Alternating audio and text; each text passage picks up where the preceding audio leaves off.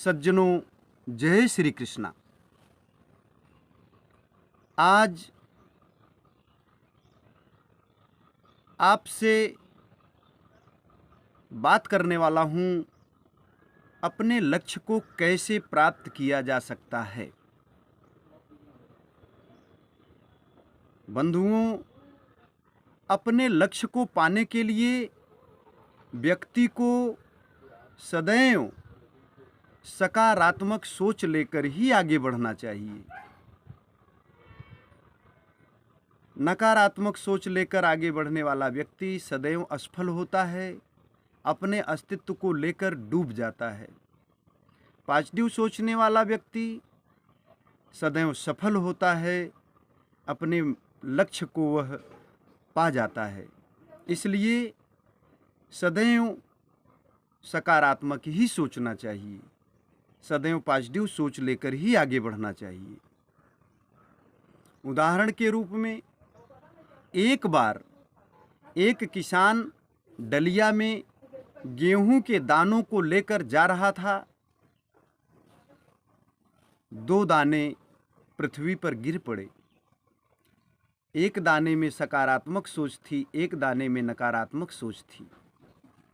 दोनों दानों को पृथ्वी माता ने अपने मिट्टी रूपी आंचल में रख लिया।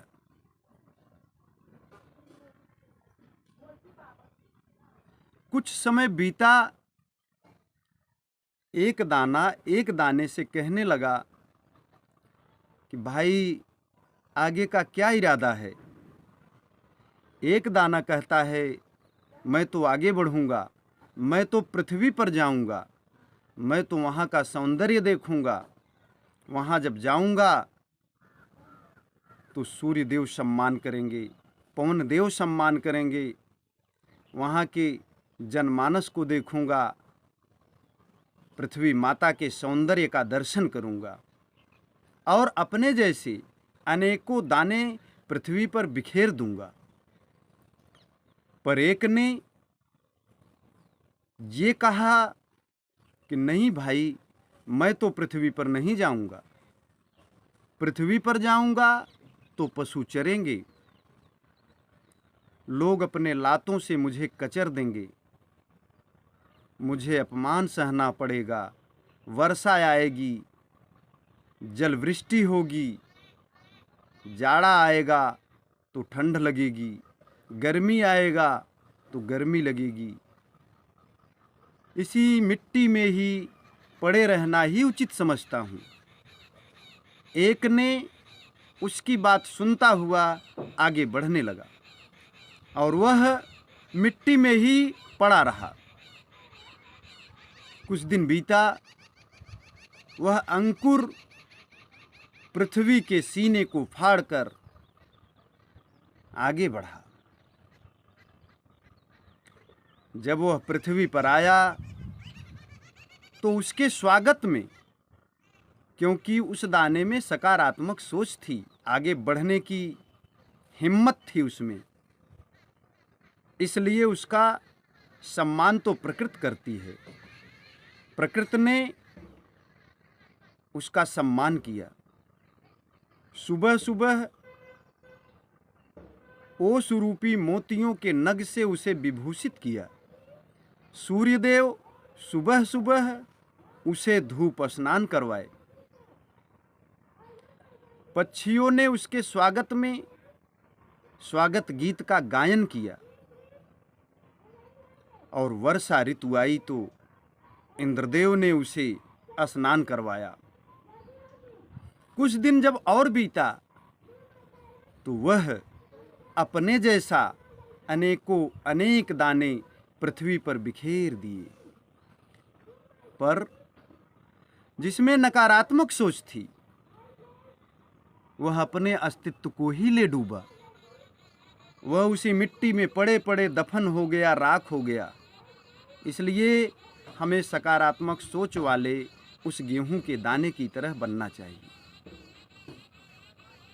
दोस्तों,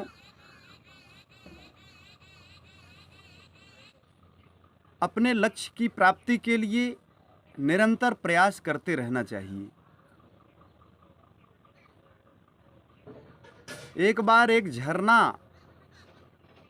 कल कल करता हुआ आगे बढ़ रहा था। उस झरने के जल की तीव्रता बड़े वेग से आगे बढ़ रही थी। अंधेरी रात थी, एक हाथ एक दूसरे हाथ को भी नहीं सूझ रहा था, पर वह अपने लक्ष्य की प्राप्ति के लिए आगे बढ़ता जा रहा था।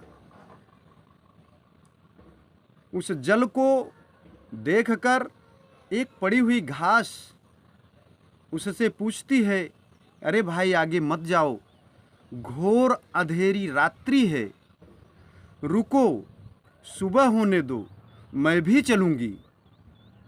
पर उस जल ने एक स्नेहपूर्वक दृष्टि डाली। स्नेहपूर्ण दृष्टि जैसे ही उस घास पर पड़ती है, घास मुस्कुराकर उसे रोकने का प्रयास करती है, पर उस झरने के जल ने उस घास से बड़े विनम्रतापूर्वक कहता है कि बहन, मुझे जिस महासागर से मिलना है उसकी दूरी अनंत में है, इसलिए मुझे निरंतर चलते रहना ही होगा। अगर मैं एक पल के लिए रुक जाऊंगा तो मेरा लक्ष्य मुझसे दूर हो जाएगा, इसलिए मुझे आगे बढ़ने दो। इसलिए दोस्तों, अपने लक्ष्य की प्राप्ति के लिए आगे बढ़ते ही रहना चाहिए।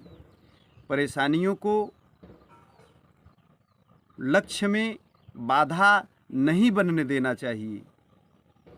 आइए अपने लक्ष्य की ओर चलें, आइए अपने लक्ष्य की ओर आगे बढ़ें। जय श्री कृष्णा।